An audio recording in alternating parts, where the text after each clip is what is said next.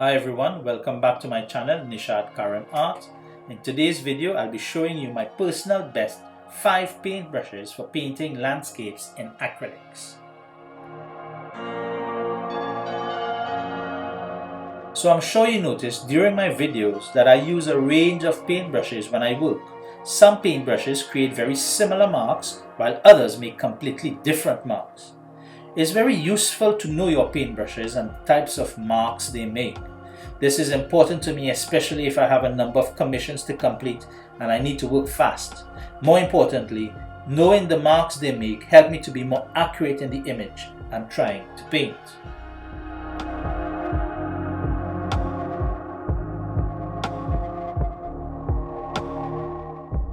So these are my 5 favorite paintbrushes, guys.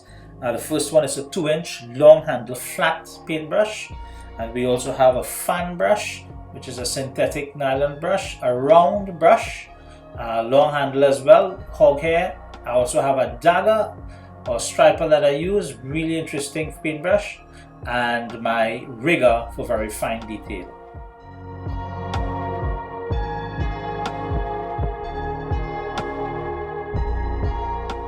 I use this flat brush mostly for covering large areas of the canvas during the preliminary stages of a painting.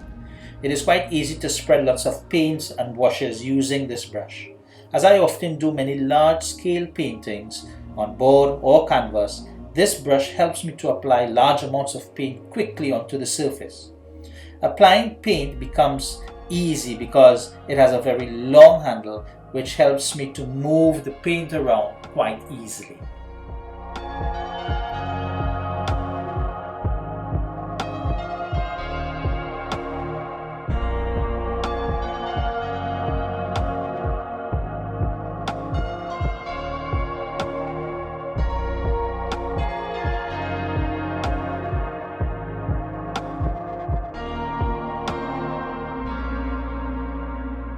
Long handle fan blender, which has synthetic nylon bristles on it, is a very versatile brush used for a range of techniques. One of the main uses of this brush is to blend colors together, hence the name blender. This brush easily blends or fades color into each other and is very useful when you need to work one color into the next, for example when painting skies or water.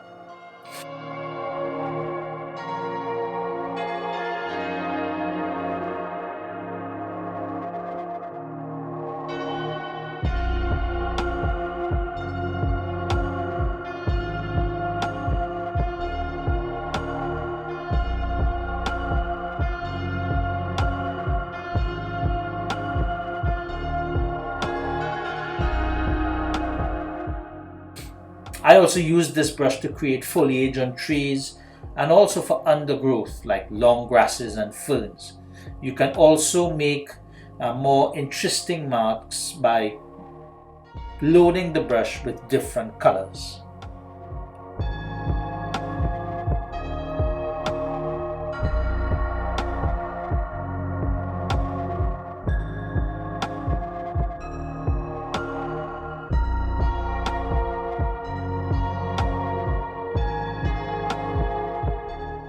This long handle round paintbrush, again this has hoghead bristles, is used for blending as well. The main difference is that small areas can be blended much easier using this brush compared to using a fan brush, which I mostly use to blend larger areas.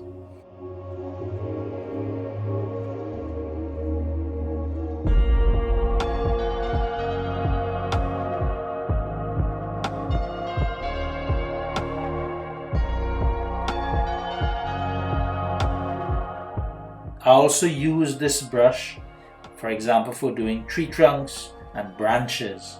The shape of the bristles make it ideal for applying highlights on tree trunks and even leaves.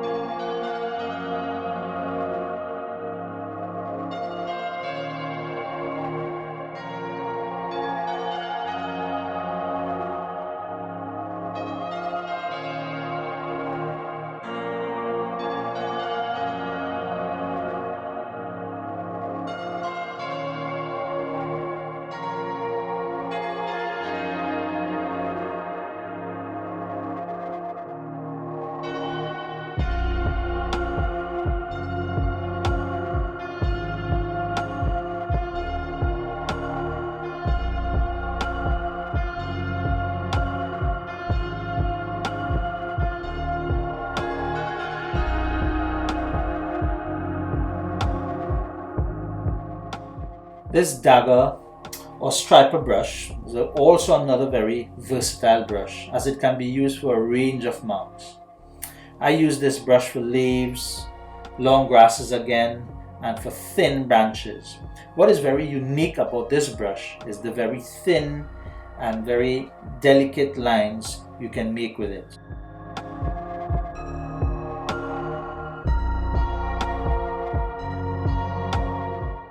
Also, depending on how you twist and turn the brush, you can create very interesting marks.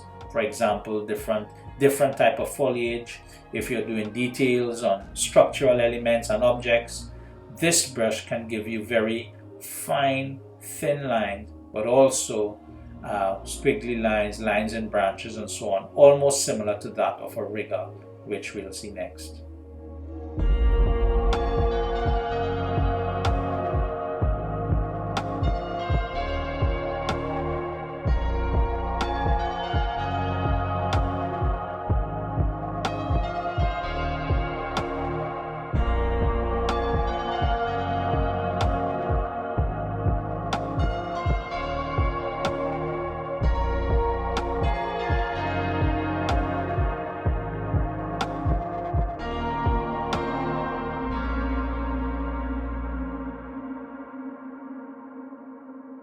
This is my rigger brush, and I use this brush mainly for adding highlights and fine detail.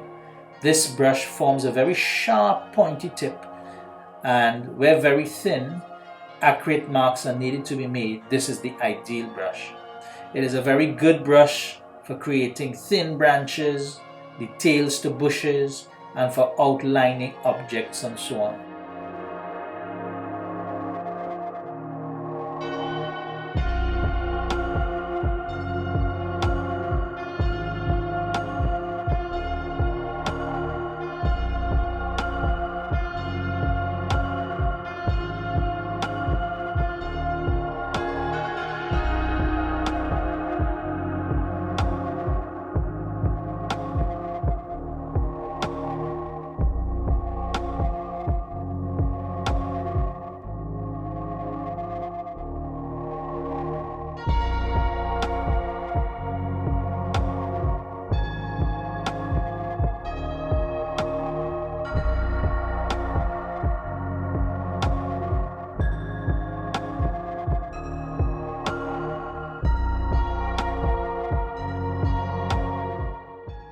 I also use this brush for signing my smaller pieces of work.